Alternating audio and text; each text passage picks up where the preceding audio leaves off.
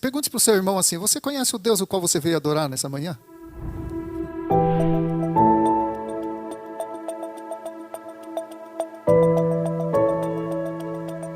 Olhando pela janela do tempo, e mais precisamente para os tempos do apóstolo Paulo, nós vamos nos deparar com uma situação interessante.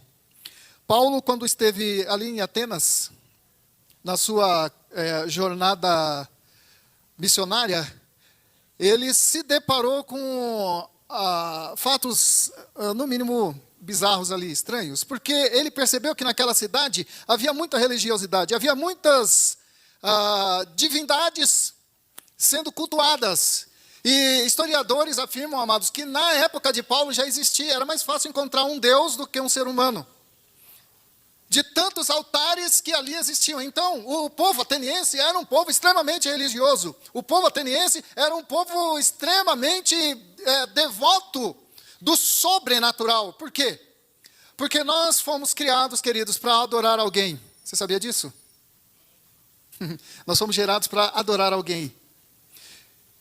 E quando nós encontramos a nossa fonte de vida, então a nossa adoração é canalizada a Ele. Quem é a nossa fonte de vida? Quem é a nossa fonte de vida? E aí a nossa adoração, então, ela é canalizada a Ele. Nós nos reconectamos com Deus através da adoração. Nos tornamos um só corpo com Ele. Como diz a palavra, aquele que se une ao Senhor, se torna um com Ele. Amém? Mas lá na cidade de Atenas, o apóstolo Paulo chegando ali, ele viu uma excelente oportunidade, porque ele viu muitos deuses sendo adorados ali. Dizem os historiadores que havia mais de 30.000 divindades ali, estátuas, né? Altares. Mas dentre esses milhares de altares, ele encontrou um altar que tinha a seguinte descrição: ao Deus desconhecido. E aí você vai percorrer as sendas da história desse Deus desconhecido, amados, e você vai se deparar com a história de um filósofo, poeta, chamado Epimênides, que desvendou o mistério. Ele não era crente, ele não era judeu, ele era apenas um filósofo que tinha uma visão mais ampla do reino espiritual. E havia na cidade de Atenas, há cerca de 500 anos antes de Cristo, uma praga que estava devastando a cidade de Atenas, e os atenienses, então, eles faziam sacrifícios a todas as divindades conhecidas na época, e nada disso tinha efeito, e aí souberam que na cidade de Creta, se eu não me engano, havia um filósofo que era especialista em mistérios. Vou usar esse termo, especialista em mistério. E foram chamar esse filósofo. E quando ele chega na cidade de Atenas, ele começa então a questionar, fala: puxa vida, parece estranho que numa cidade com tantas divindades a serem adoradas, não se encontrasse um Deus capaz de cessar essa praga. Mas nós vamos fazer o seguinte: talvez haja um Deus que não esteja sendo representado aqui no meio desses milhares de deuses. Mas qual seria eles? Não sei.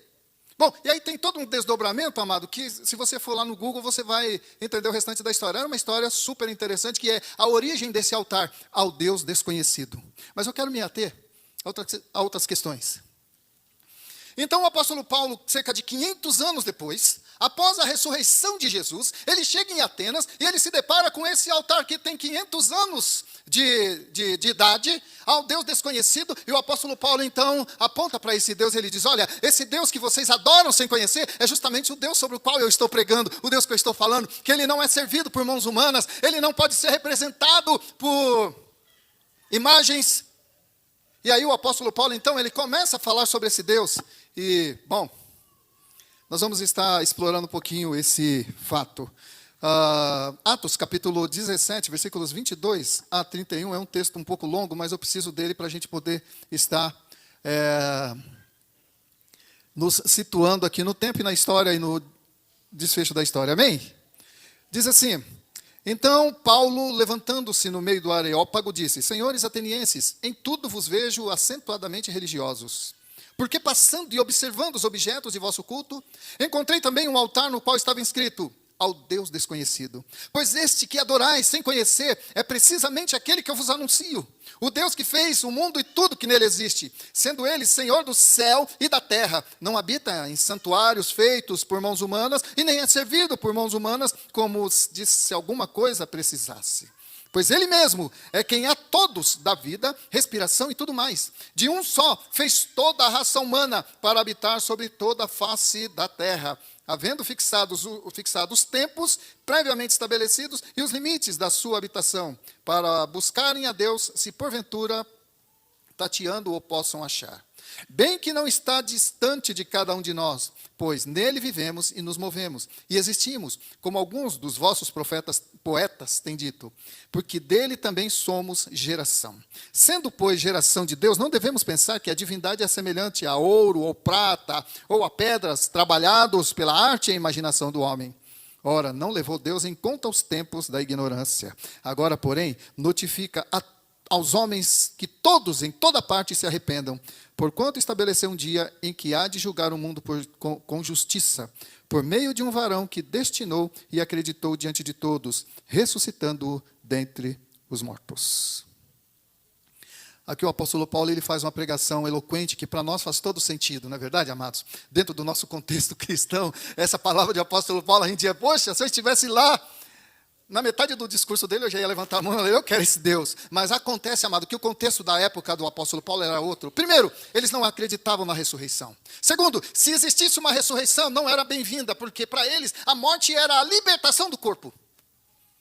Não acreditavam na ressurreição. E quando o apóstolo Paulo ele diz que Jesus ressuscitou, eles começaram então a se dispersar, eles perderam o interesse pelo discurso do apóstolo Paulo, porque para um ouvinte de um orador, filósofo, a sequência de narrativas dele tinha que fazer sentido. E a palavra do apóstolo Paulo, quando chega na esfera da ressurreição, parece perder todo o sentido para os filósofos daquela época. Por uma razão muito simples, eles não acreditavam nesse fato. E ali, então, cortou-se toda a linha de raciocínio daqueles que estavam ouvindo o apóstolo Paulo. E aí uns disseram, sobre isso a gente vai te ouvir em outra ocasião. Ou seja, perderam o interesse. Interessante, né, amados? Por isso que eu falei que para nós faz todo sentido, mas para os atenienses, não. Mas agora eu pergunto para você. Você conhece de fato o Deus o qual você veio prestar culto nessa manhã? Então nós vamos pontuar algumas questões sobre esse tema. Por que Deus era desconhecido? Nosso primeiro fator aqui.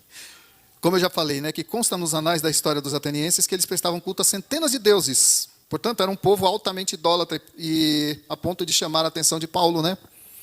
E o que mais impressionou no apóstolo Paulo foi aquele altar dedicado a um Deus que ninguém conhecia.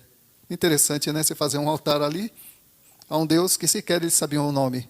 Mas aquilo ali, amado, foi um ícone que Deus preparou, permitiu que fosse colocado para que no devido tempo o apóstolo Paulo, então, fosse decifrar aquele mistério. Esse Deus que vocês adoram sem conhecer.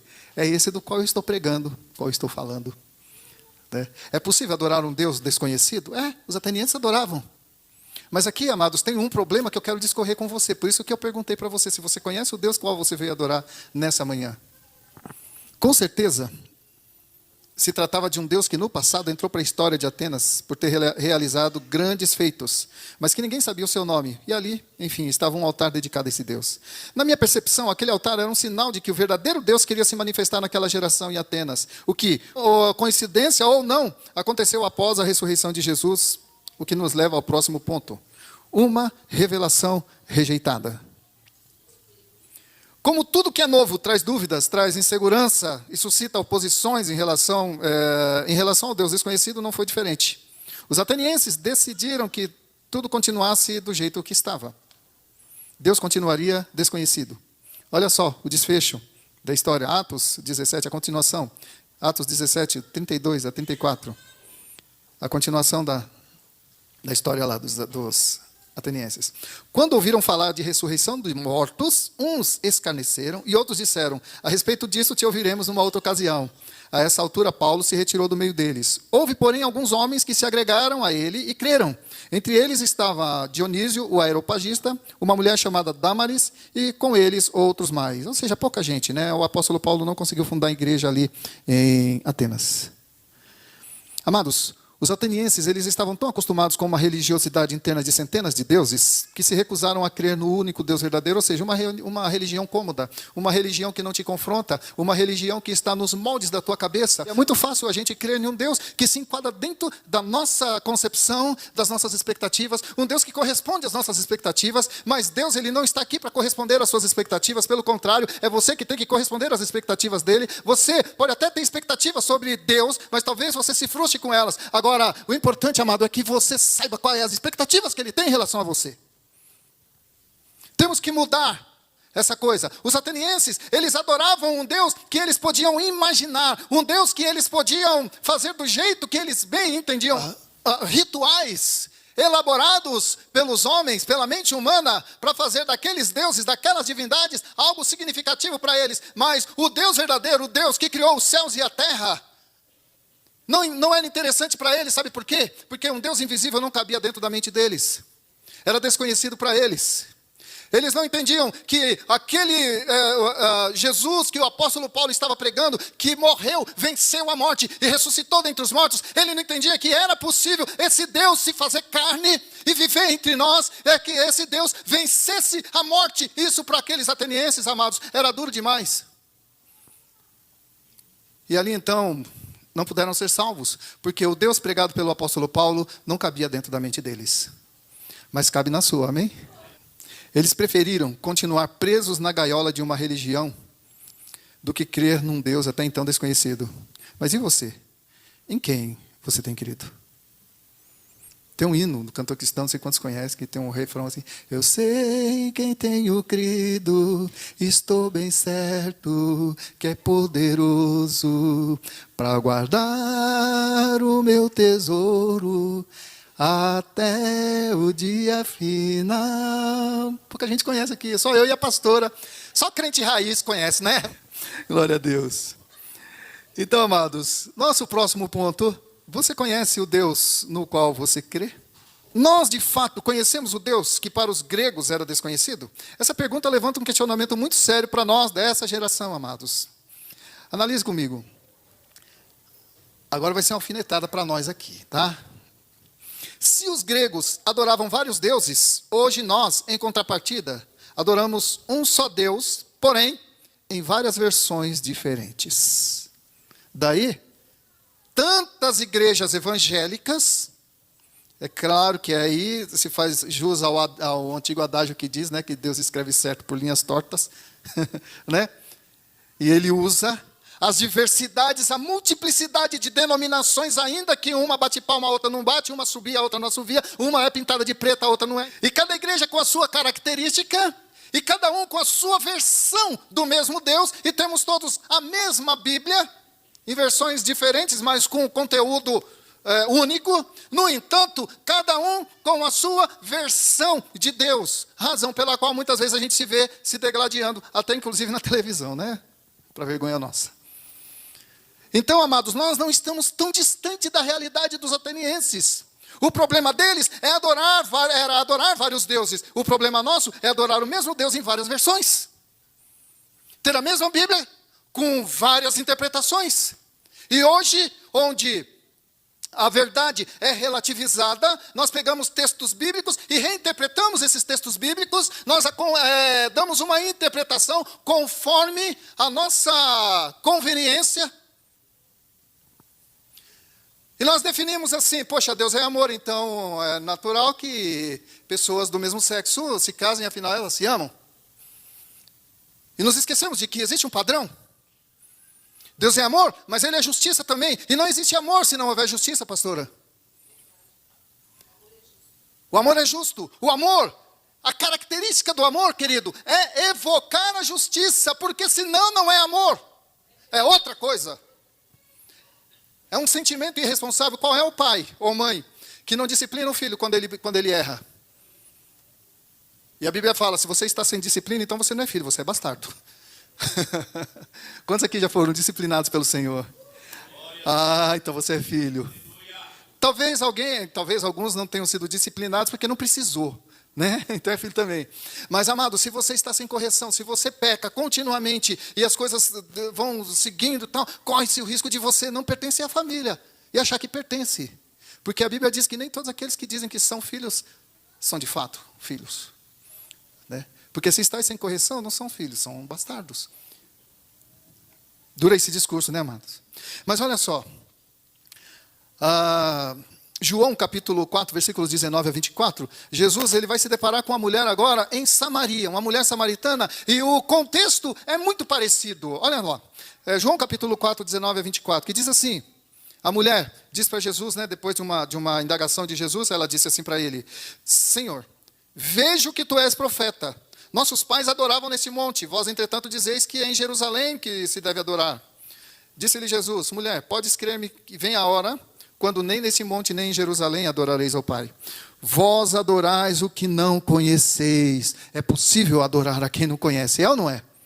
Só que tem consequência. Você vai adorar de maneira errada, e o endereço pode ir para o lugar errado. E aí Jesus continua.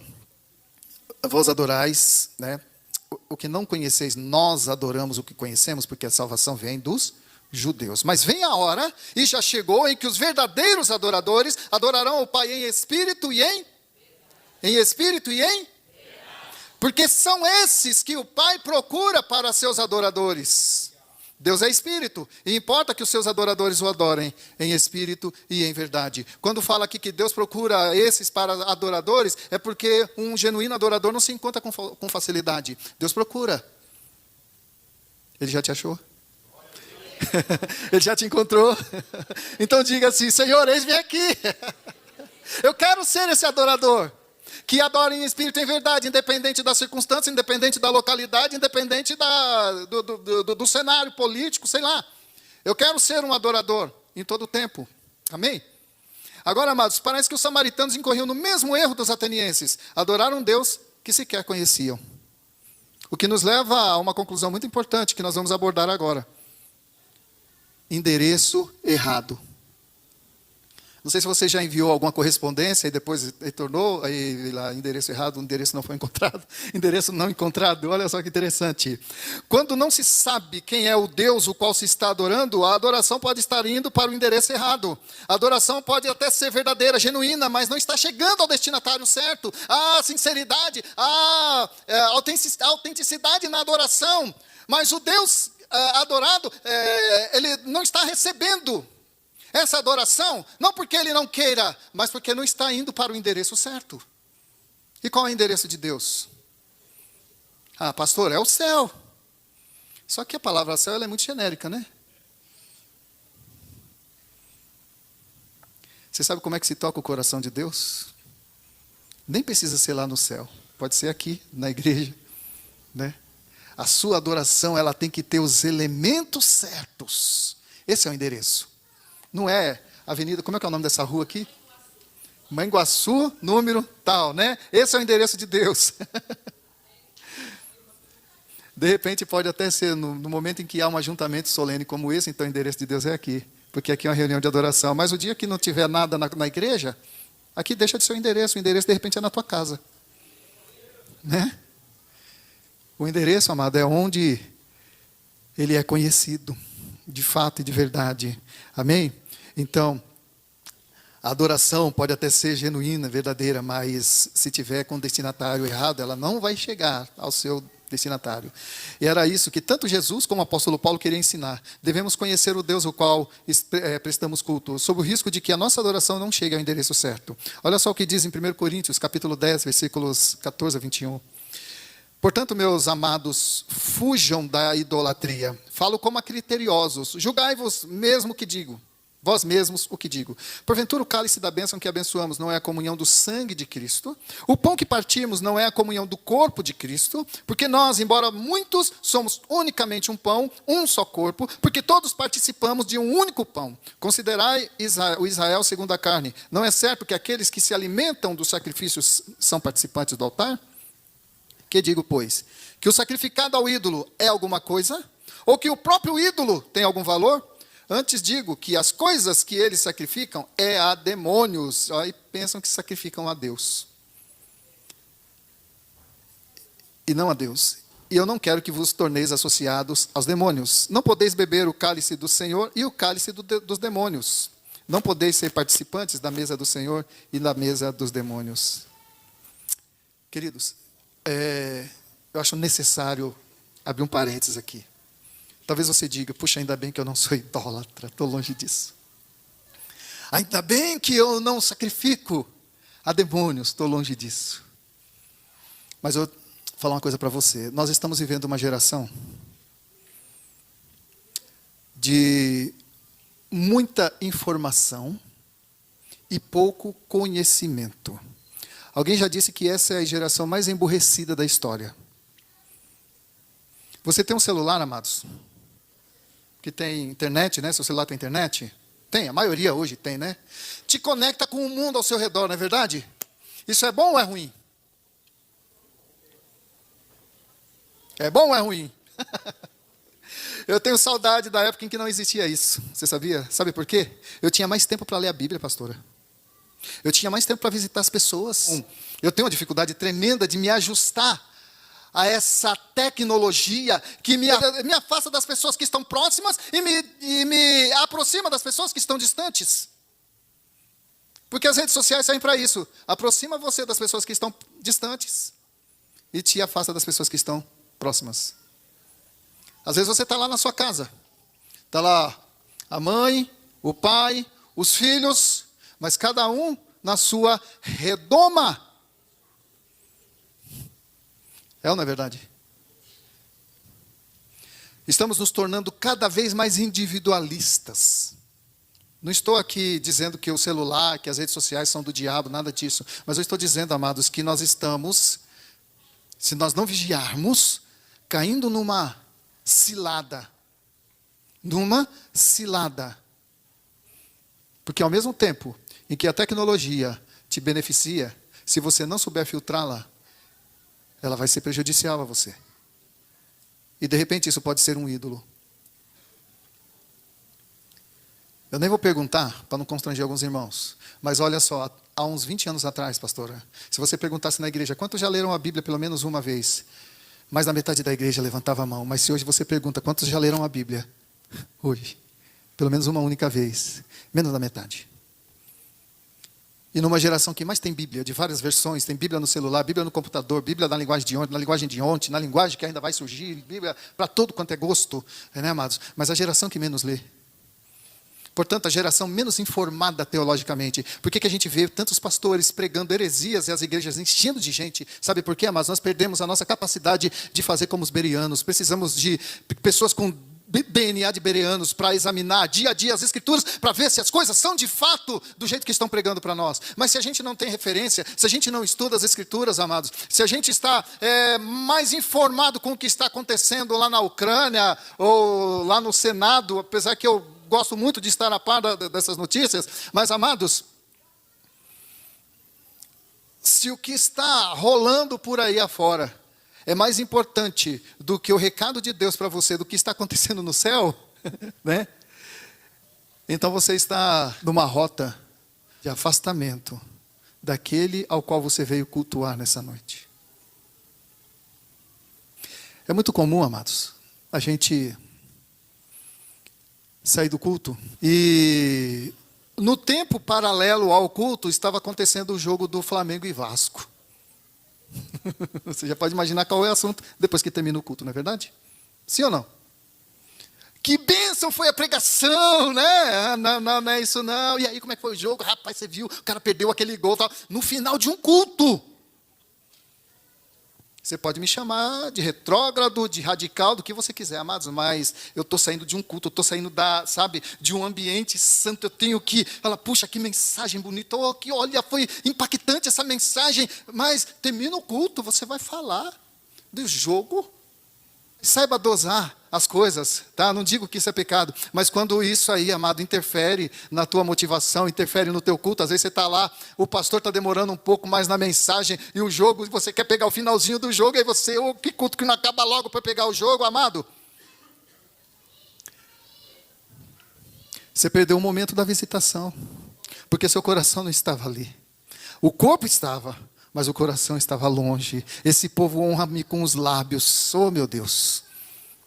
Esse povo honra-me com os lábios, mas o seu coração está longe de mim. E aí eu lhe pergunto, qual é a diferença que a gente tem de um idólatra? Eu vou dizer a diferença. Pasmem vocês. Eles estão numa situação melhor do que a nossa. Sabe por quê? O idólatra não é hipócrita, nós somos. Os caras que cometem erros, pecado, muitas vezes, eles estão numa situação melhor do que a nossa, que diz que temos um título de crentes, de cristãos, e não correspondemos a esse título. E é por isso que Deus fala, o meu nome é blasfemado entre os gentios, por vossas causas. O nome do Senhor, muitas vezes, é blasfemado entre os gentios, por causa dos crentes.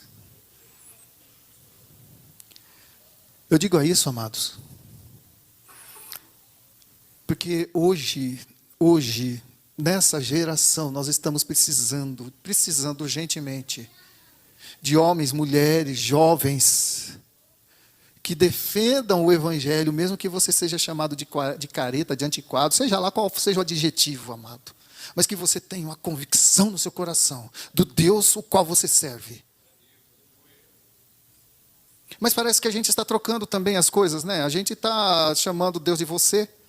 Nada contra, aparentemente, né? Mas de repente, olha, eu chamo minha mãe de senhora. Que ela é minha mãe, eu a respeito. Se eu tivesse um pai ainda, seria Senhor. E quando eu chamo Deus de você, eu estou atribuindo a Ele um tratamento como se fosse alguém de nós. Mas até a pastora, eu chamo de senhora.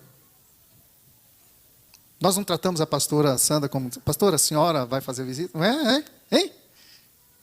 E quando você vai se reportar a Deus,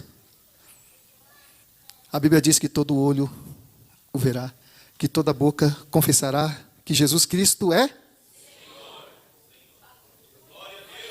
Começa a praticar isso desde já. Amém? Glória a Deus. Recebe Jesus. Toda língua confessará que Jesus Cristo é o Senhor. Agora, para os crentes, amado, porque essa profecia, que toda língua confessará, ela tem um teor mais escatológico. Mas para a igreja de hoje, isso já tem que ser realidade para você. Jesus tem que ser uma pessoa diferenciada. As pessoas me chamam de senhor lá na minha igreja. Pastor, o senhor é o senhor que vai pregar hoje? É o senhor? Amém. Né? É uma deferência que se faz, é um sinal de respeito. Agora, você respeita a mim mais do que respeita a Deus? Está errado. Mas voltando aqui, o apóstolo Paulo, ele está dizendo que quando não se conhece o Deus verdadeiro, a adoração e o sacrifício vai para o endereço errado. E corre-se o risco de estar adorando a demônios, pensando que está adorando a Deus, de estar adorando a criatura no lugar do Criador. Quando você vai ver, né, outra coisa que eu tenho uma dificuldade também de entender, amados, talvez depois você delete algumas coisas que você não compreendeu direito, tá? E fique somente com aquilo que foi edificante para você. Mas olha, a gente condena a idolatria, não condena? Né? Idolatria e tal. Mas e quando você vai num show gospel? Paga caro, até mais do que o dízimo que dá na igreja, para ver fulano ou fulano de tal. Aí outro dia eu fiz uma pergunta para a igreja lá. Lá eu tenho mais liberdade, né? Aqui eu estou começando a ter. Olha assim, amado, sabe por que eu parei de condenar a idolatria católica, né? Os católicos, os idólatras? Sabe por quê? Porque a gente pratica a mesma coisa. Eles veneram os mortos, nós veneramos os vivos. Não sei qual que é pior. Como assim, pastor? Por uma simples razão. Faz uma vigília aqui na igreja. 50% vem ou menos? Uma vigília de oração. Não vem nem 50%. Ô pastor, agora eu vou lhe dar uma sugestão. Convida a Aline Barros para essa vigília. Amados, eu não tenho outra palavra para isso. A não ser essa. Idolatria. Ah, não, agora quando é para nós, não é idolatria não. É que a gente ama. Não, amado, apaga isso. Seja sincero, seja real. Muitas vezes, a gente é inclinado a essas práticas, mesmo sabendo que são condenadas na Bíblia. Né? Nada contra, eu gosto muito das músicas dela, viu? Gosto demais. Mas eu fico pensando, até que ponto essas pessoas exercem uma influência, um impacto sobre nós, a ponto da gente valorizá-las mais do que outras coisas. Outros cantores. Tem o pessoal do Ministério de Louvor que ministra aqui no altar, né? Toca aqui, estão sempre aqui. Você os conhece, você conhece a família deles, você sabe onde eles moram, não é verdade? Honra eles. Porque alguns desses cantores que você venera, você nem sabe o que eles fazem fora dos holofotes. Mas você está lá adorando. Sabe por quê, amados? Porque a música ela exerce um fascínio na nossa mente, na nossa alma, que a gente não tem ideia. E Satanás se utiliza muito bem disso. Talvez um dia eu tenha uma oportunidade de falar aqui sobre música, louvor e adoração. 3 coisas. O tripé. Que primeiro a música nasceu no céu antes do homem. Quando o homem foi criado, já existia a música. Então ele já nasceu num ambiente musical. E é por isso que até os gregos da antiga Grécia atribuíam a música a divindades. Não sei quantos sabiam, mas música vem de musa. Musa, as filhas de Zeus, dentre as quais uma delas era a deusa da música. Não sei quantos estudaram filosofia aí para confirmar ou para discordar, fala, pastor, não é bem assim. Mas até onde eu vi, amado, pelo contexto da filosofia grega, a música vem dos deuses, mas para nós cristãos, a música vem de Deus. Agora, como tudo que é sagrado, o diabo procura usurpar, assim que acha brecha, o que acontece com a música? A gente começa, amado, por causa da música, honrar mais a criatura do que o Criador. Honrar mais o artista do que a mensagem da música. A música começa a viralizar aí, e tem música, eu não sei vocês, mas tem música que eu tenho uma dificuldade, pastora, de entender o que a letra está querendo dizer. E faz um sucesso retado. Mas enfim, indo aqui para finalização. A lição do profeta Elias, para nós encerrarmos, olha só. Durante o reinado de Acabe em Israel, o verdadeiro Deus foi substituído por Baal. Todos conhecem a história, né? Elias lá no Monte Horebe, parece, Monte Carmelo, no monte lá. Nesse tempo, os profetas do Senhor foram perseguidos e mortos, mas lá estavam cerca de 800 profetas de Baal diante de Elias, o único profeta do Deus verdadeiro. Eram cerca de 800 profetas de Baal contra um profeta de Deus. Mas é interessante, amado, que quando Deus está do teu lado, querido, você é maioria. Amém? Quando você está do lado certo, você é maioria, não importa quantos estejam do lado de lá. Eu estou do lado certo, do lado de Deus, então eu sou maioria. Se você tem Deus ao seu lado, você é mais forte do que o gigante que está te afrontando. Lembrei de Davi, né? Davi, homens influentes, não era nem soldado, coitado, ele era pastor de ovelhas. E Golias era soldado, foi o escolhido para representar os filisteus num duelo. E Davi se prontificou, ele não foi nem eleito, Davi não foi eleito para representar, não. Ele se prontificou porque não tinha um corajoso lá para dizer, eu vou. Foi Davi lá, um pastor de ovelhas. Sabe por que Davi foi, amado? Porque ele sabia que com Deus ele era mais forte, ele era a maioria. E ele profetizou, ele foi com tanta convicção, ele falou, olha, você vem contra mim com espadas e paus e tudo, mas eu vou contra você em nome do Senhor dos Exércitos. E para provar que eu estou aqui com essa funda. Essa funda aqui, o que é uma funda, amado? Contra um guerreiro que tem escudo, tem lança? Não é nada. Davi não estava confiado na funda dele. Ele estava confiado no Deus o qual ele cria. Porque em nome desse Deus, ele tinha um histórico, um currículo. Matou um leão. Eu fico imaginando Davi lutando com aquele leão. Matou um urso. Ele falou para o filisteu, e você vai ser igual a eles. Olha, hoje ainda eu vou arrancar tua cabeça e vou dar as aves dos céus e todo o seu exército. Adivinha o que aconteceu? Davi matou Golias com a própria espada dele. Esse é o Deus de Davi. É o teu Deus também, amém? Esse também é teu Deus? E olha só, o que aconteceu lá no livro de 1 Reis, capítulo 18, versículos 28 e 29. Diz a palavra, e eles Clamavam em alta voz e se retalhavam com facas e com lancetas, segundo o seu costume, até derramarem sangue. Passado o meio-dia, profetizaram eles, até que a oferta de manjares se oferecesse. Porém, não houve voz, nem resposta, nem atenção alguma. Como podemos observar, amado, a adoração e a devoção podia até ser sincera no meio daqueles 800 profetas, mas o endereço estava errado. O Deus por eles invocado não existia. Você já viu aquela coisa? Endereço não encontrado. Endereço não encontrado. Não houve resposta. Que decepção, né? Quanta perda de tempo. Mas ouça o resto. Então Elias disse a todo o povo: chegai-vos a mim. E todo o povo se chegou a ele. Elias restaurou o altar. Olha, o Elias, ele conhecia o Deus, então ele sabia muito bem o endereço do coração de Deus. Restaurou o altar que estava em ruínas. Pegou água, que era o elemento mais raro naquela época, e falou assim: enche esse altar de água. E encheram de água. Você pode imaginar os caras lá falando: peraí, e ele vai fazer descer fogo do céu num lugar cheio de água? Se fosse de gasolina ainda fazia sentido, né? Botem gasolina para facilitar o processo. Não, encham de água. Não, mas não tem água, não tem água. Não, traga água, traga água. A oferta, traga aquilo que menos você tem, porque desse menos aí eu vou fazer um milagre. Eles tinham um histórico com Deus, amado. Então, olha, traga água. Ah, já deu. Não, traga mais. E aí eu fico imaginando todo mundo lá nesse negócio. Não vai dar ruim. Vai dar ruim essa treta.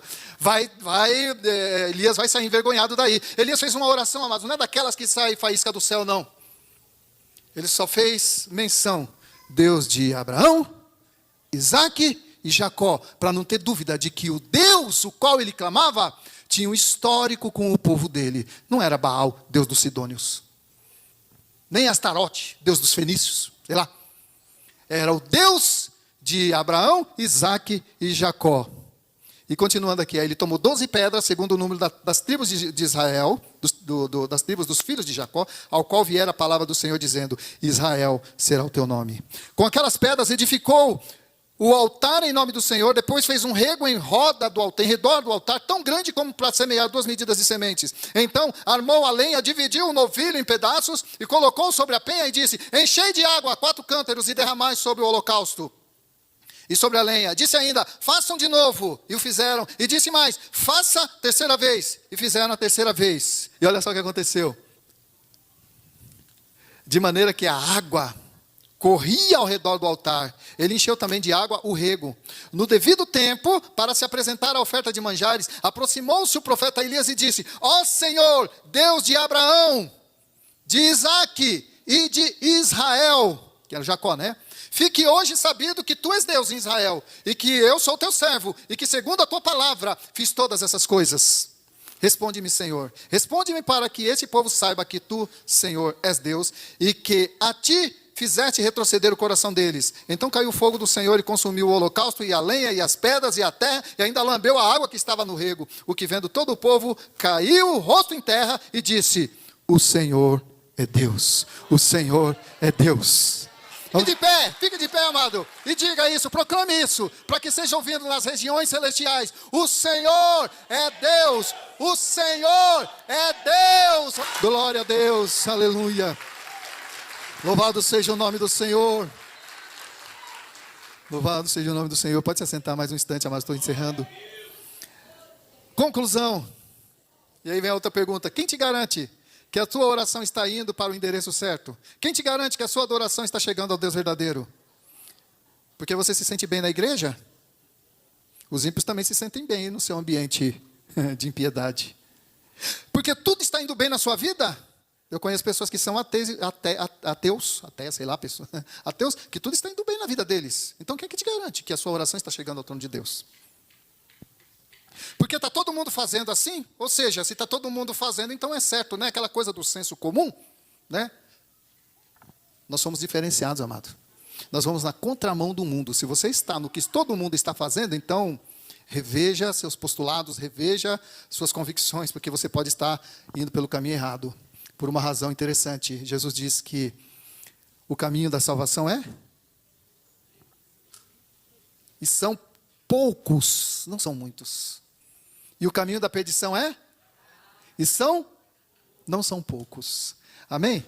Não se engane, Elias estava só no meio de uma multidão. Mas não foi a multidão que Deus ouviu, foi a oração de Elias. Amém? Consulte o manual de instruções, as Escrituras, e alinhe a sua vida, a sua devoção a Deus, seus valores com as Escrituras. Deus se revela melhor por meio delas. Deus se revela em sonhos? Sim. Profecias? Com certeza. Mas sabe qual é o melhor meio de revelação de Deus? As Escrituras. Só assim você vai adorar o Deus verdadeiro e a sua adoração vai chegar ao endereço certo. Olha o que o apóstolo Paulo diz para Timóteo. Não te envergonhes, portanto, do testemunho de nosso Senhor, nem do seu encarcerado que sou eu. Pelo contrário, participa comigo dos sofrimentos a favor do Evangelho, segundo o poder de Deus, que nos salvou e nos chamou com santa vocação. Não segundo as nossas obras, mas conforme a sua própria determinação e graça, que nos foi dada em Cristo Jesus, antes dos tempos eternos e manifestada agora. Pelo aparecimento de nosso Senhor Jesus Cristo, o qual não só destruiu a morte, como trouxe à luz a vida e a imortalidade, mediante o Evangelho para o qual eu fui designado pregador, apóstolo e mestre. E por isso estou sofrendo essas coisas. Todavia, olha, amados, todavia, não me envergonho do Evangelho, porque eu sei em quem tenho crido, e estou certo de que é poderoso para guardar o meu depósito até aquele dia. Amém? Glória a Deus. Fique de pé, amado, mais uma vez.